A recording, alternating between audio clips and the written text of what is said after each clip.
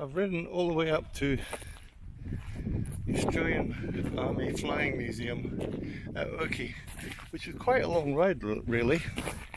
And I got here and it's in the middle of nowhere, and as you approach it looks like quite a small building. I was thinking, oh my god, have I wasted my time coming up here? But I tell you what, I've been inside once and it is absolutely fantastic. I'm now going to go do a walkthrough with the Osmo. But yeah, this is the first thing you see when you come through the door. I was expecting a whole load of all the aviation stuff that I already know from seeing flying around. But they've got this display as you walk in the door and it is unreal. This box kite is absolutely magnificent.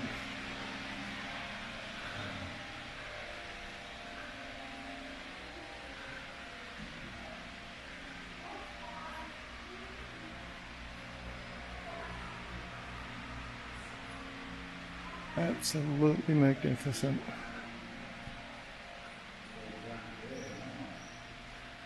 Wow.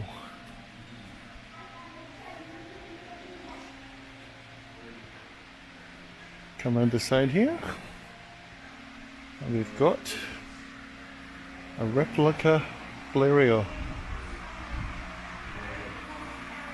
Just amazing. Just amazing.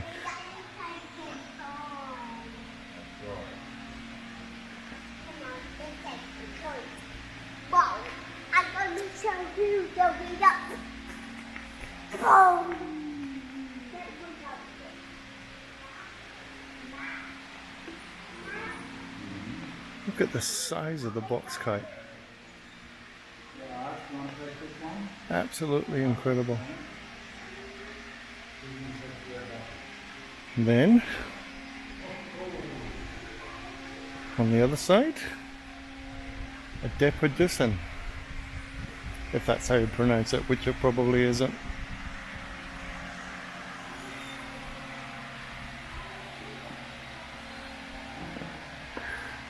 I saw the box frame on the front and I thought maybe that was just a sort of a frame to hold the aeroplane up, but no, it's actually part of the aeroplane.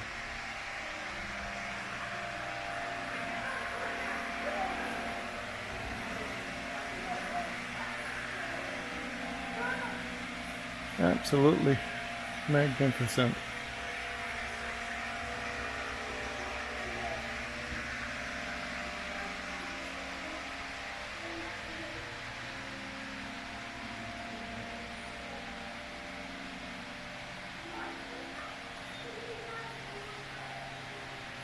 I'm so glad I came up here.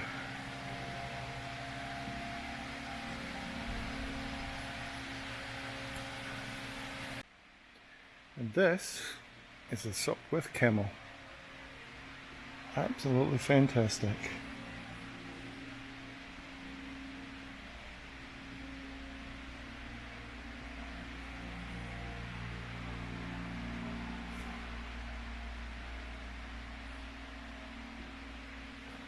Absolutely fantastic.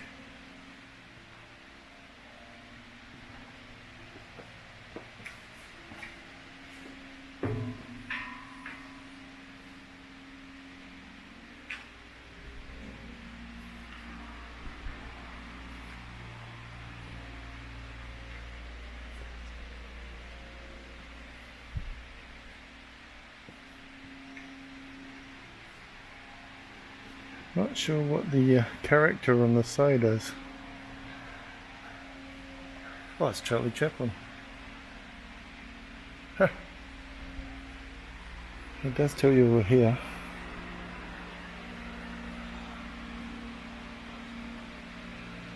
The aircraft is painted to represent the Sopwith camel as used by Captain A.H. Cobby. DFC DSO on bars.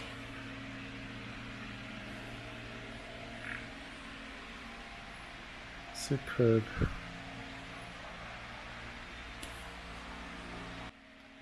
Then we come to the more modern stuff. This is an Oster 1941 vintage.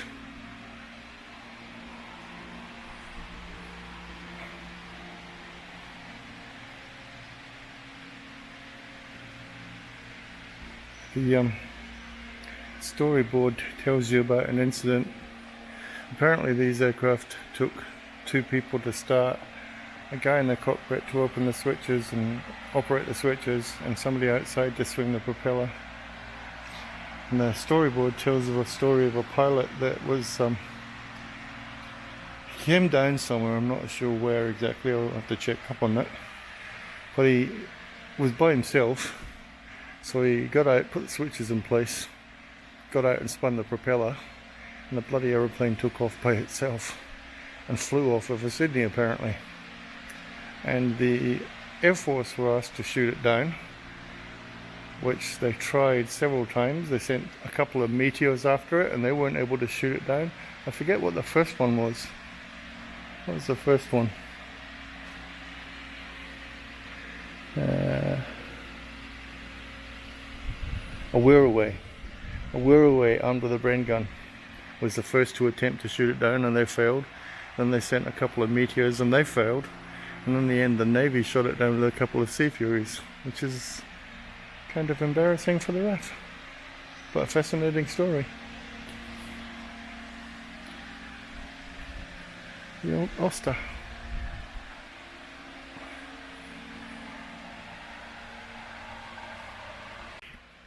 This up here, I believe, is a model of the Handley Page, oh, what was it? Oh, I forget the name of the bloody the airplane now. Vickers Vimy, not Handley Page at all. Vickers Vimy, that was flown out by a couple of guys whose name ends in Smith, and I can't remember their first names, but they flew from London to Australia for the first time. I believe the real aircraft is in a museum in Adelaide, which I would love to go and see sometime. I can't find a notice board for it here, which is a bit strange. And this one obviously is a Belle Sue from MASH fame.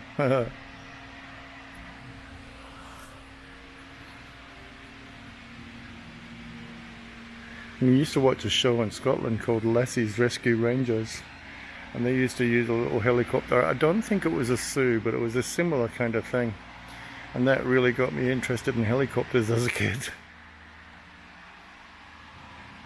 I think it might have been a Westland Scout that they used. I'll have to look it up when I get home. Google will tell you anything. Lassie's Rescue Rangers. This one is a Kiowa, flying around when we were kids, air cadets in the Air Force, etc, etc. Most of the stuff in this museum was flying around when I was younger. It's kind of depressing.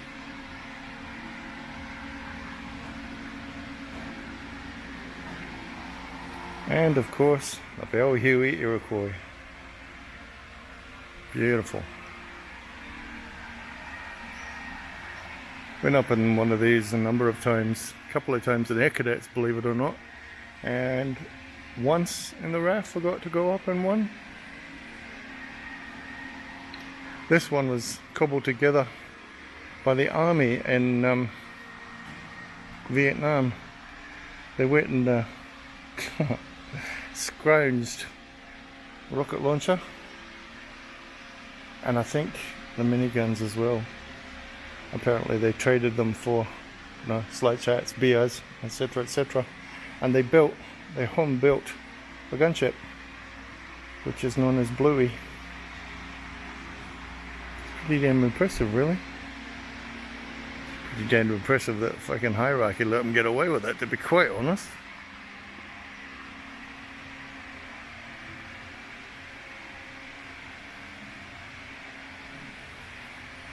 About 7,000 of these built apparently.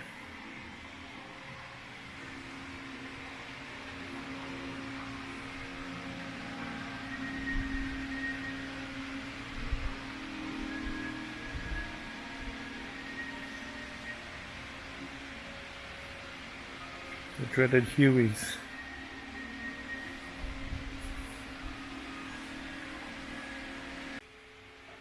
This is the squirrel which came into service in 1994 when I was in the RAF, believe it or not, and I think it's already out, which is kind of scary. I was just looking at the maximum speed is 287 kilometers an hour. The box kite, on the other hand, had a maximum speed of 40 miles an hour, which is great.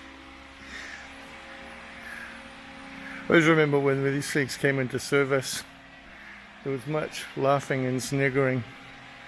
And I know that they weren't trying to replace the Hueys with the squirrels, but that's what we used to snigger and laugh and carry on about, you know, replacing this with this.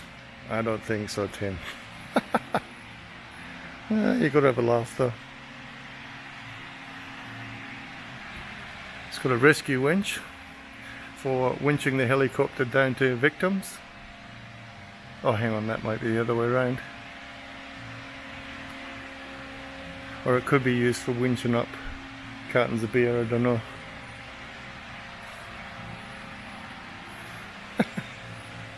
You gotta have a laugh. They look pretty slick, but they were always a bit of a joke. And this thing is a wingeel. Wingeel being an Aboriginal word for young eagle, which I did not know, but now I do. Wingeel was designed to a RAF specification as a 3-seat trainer, and according to the board, it was very, very difficult to put it into a spin, which is good for normal planes, but not so good for trainers. So they actually had to modify the airframe so that it would be easier to put it into a spin, which I find hilarious. But anyway, it is what it is. I see quite a few of these around actually.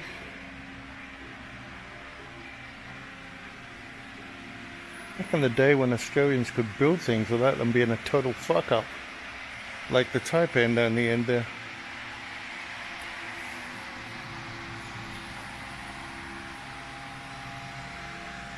And over here is the Chinook. Amazing.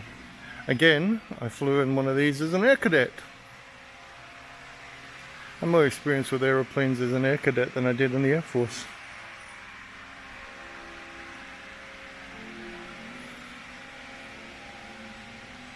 Remember, they used to land on the back of mountains with the arse end hanging up off the mountain, so they could, the front would hover in the air and the back end would be on the mountain so they could disembark. It's quite impressive.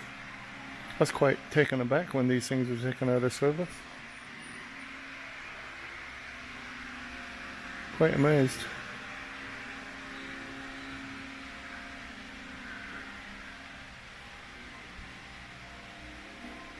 I remember the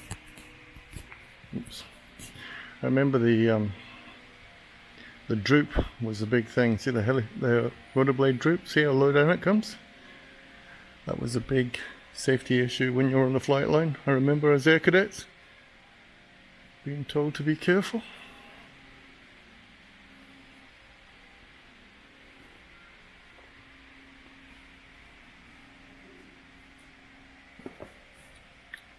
Pretty impressive bit of kit though.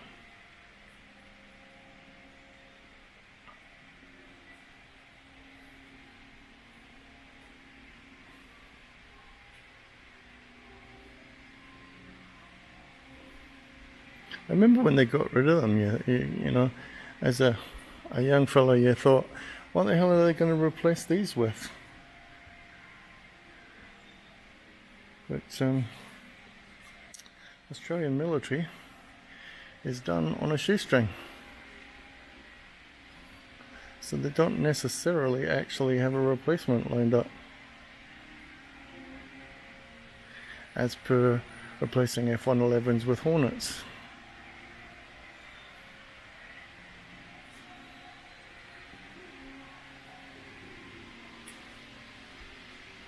Geez, it takes me back though, I tell you.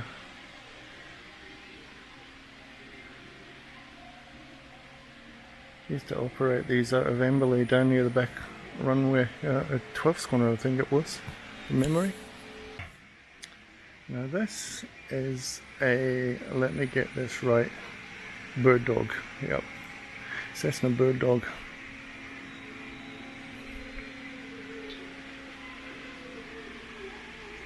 Bunny this one is called, not Bluey. I thought I made a mistake there. This was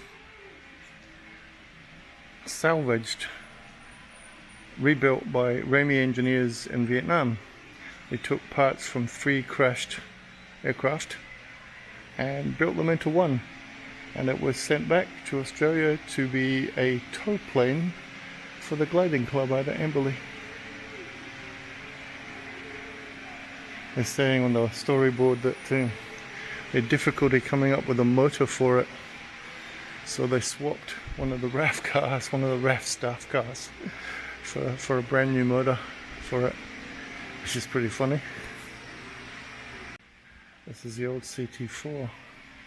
Came into service again while I was in the RAF. I think it's a CT4 if I remember correctly.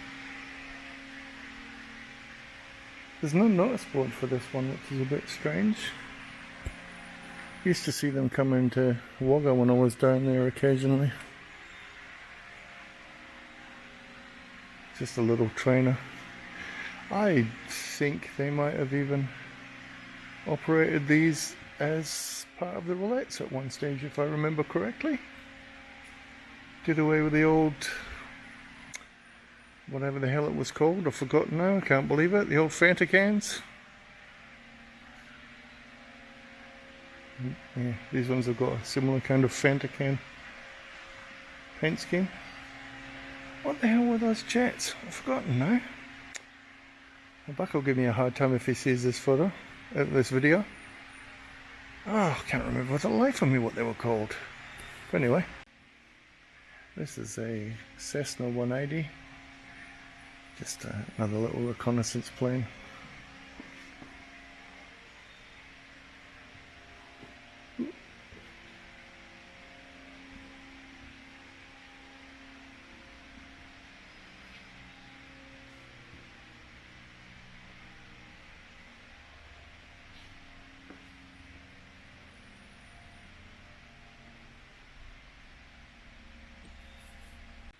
And this is the big pink elephant.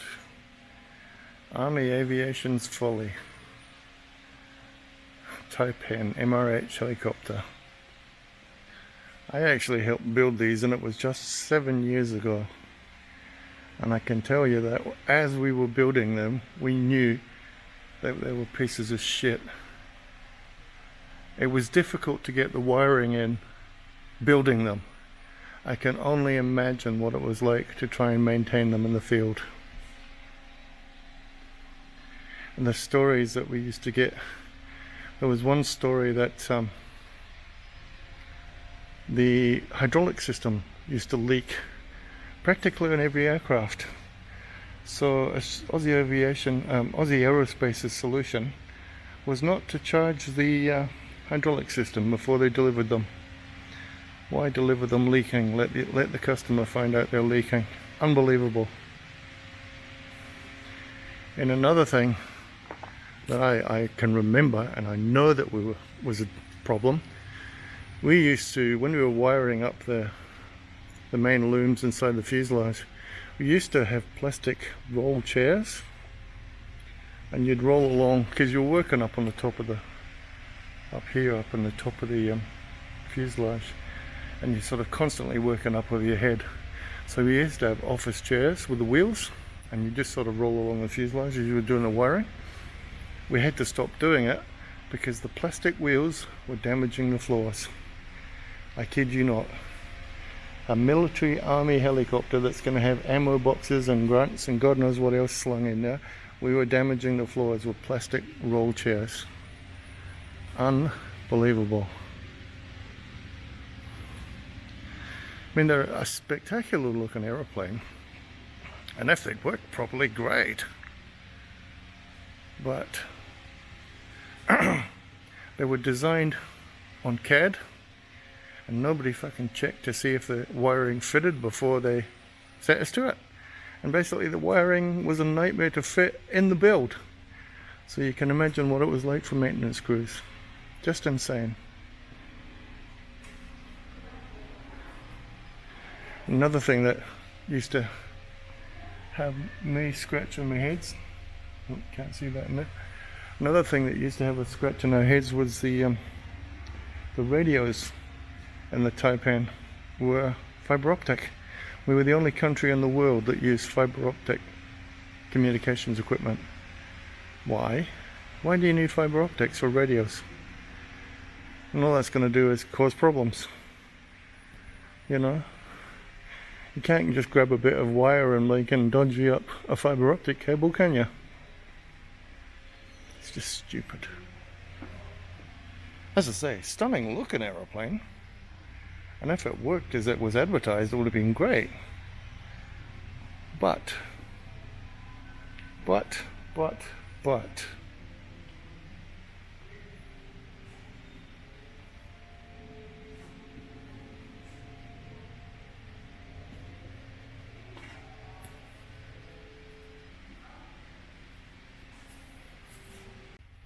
And over here, we have the Black Hawks.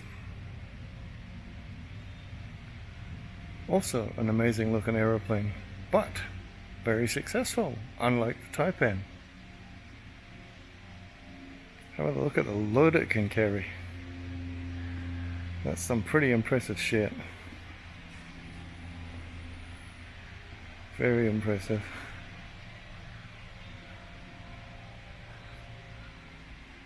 And I'm told that they were a lot easier to work on.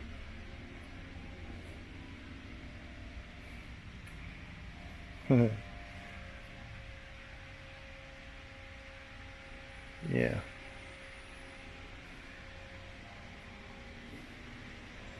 God, pretty impressive load.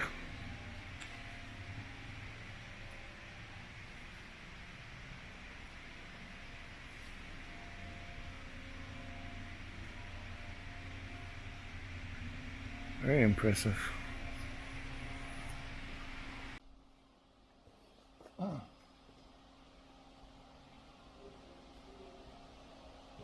helped build these things. Of course, I had to get the Wally photo with it. Never got one while I was actually working on the damn thing, so why not?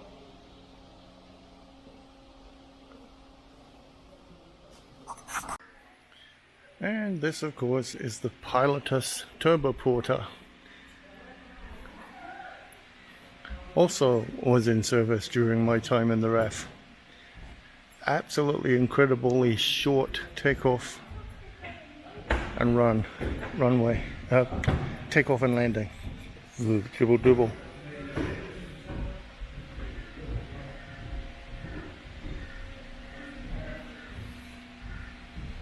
Very impressive. Also in one of the James Bond films, the Pierce Brosnan James Bond films.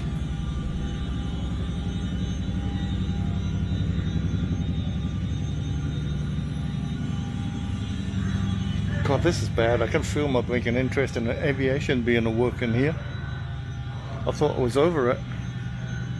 I believe they use these down at the South Pole as well, actually. I think I've seen pictures of them at the South Pole. Pretty impressive gear. Like I say, very, very short takeoff and landing. Very short.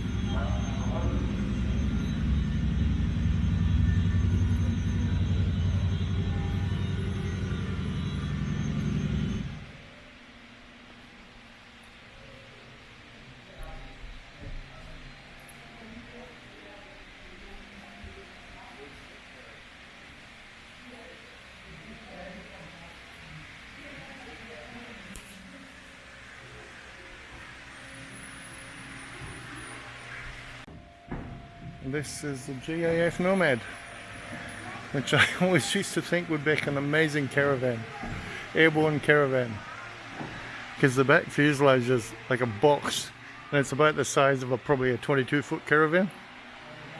Always thought, imagine bloody having one of these things and being able to fly it to some remote island up on Timor Sea, which I believe they used to do actually. That's probably where I got the idea, possibly. Yeah, great little aeroplane. And again, I don't believe that they got anything to replace it. I might be wrong, but I don't believe they did.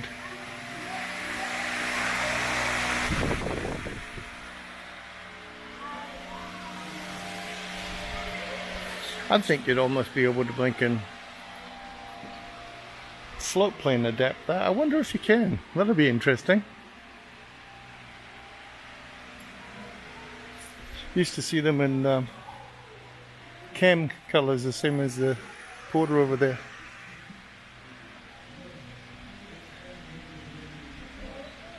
Used to see them quite often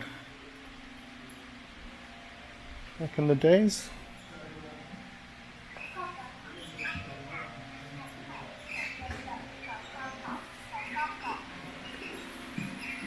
Well, the Oakey Aviation Museum is absolutely worth the effort. Absolutely. Highly, highly recommend it. As I say, I was expecting all stuff that I was familiar with and saw around the traps when I was in the Air Force, but this historical section over here, superb. Absolutely superb. That alone was worth coming for.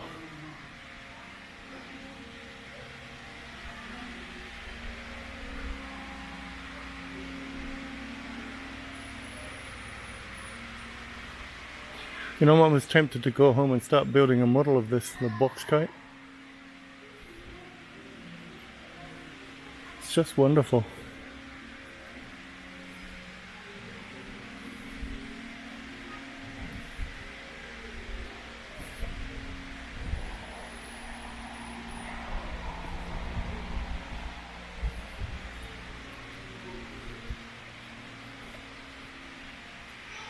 And camel.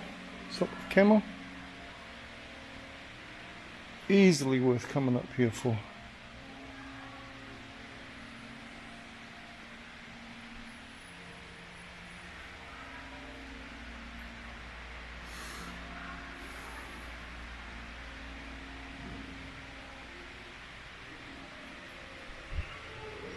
Can you imagine that? Can you imagine strapping yourself into that and taking off?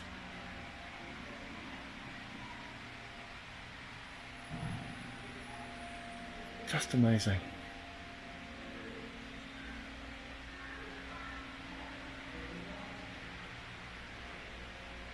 Just amazing.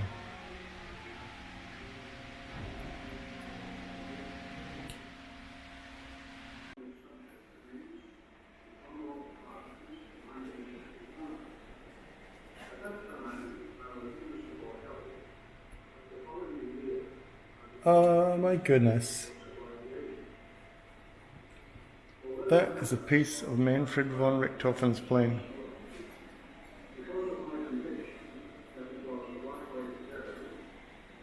Actually, I saw a DR when I was looking at the place on the net. I wonder where it is. I must ask.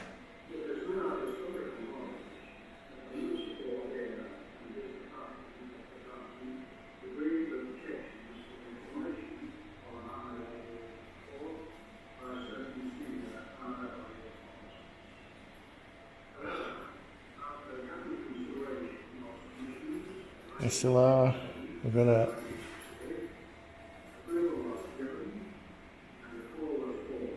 oh my god, doesn't that bring back memories? Oh my god.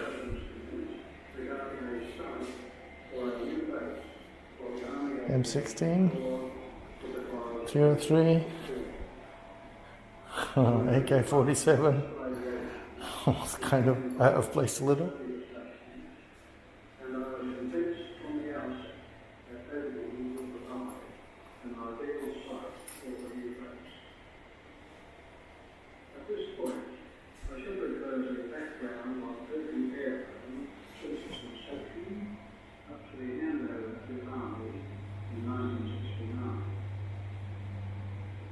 early airframe was constructed as a bomber base in 1942 and was used by the Allied Air Forces until the end of World War II. It was transferred to the Department of Civil Aviation in August 1946. Between 1946 and December 1963, it was maintained by TCF. I wish Bill was still around.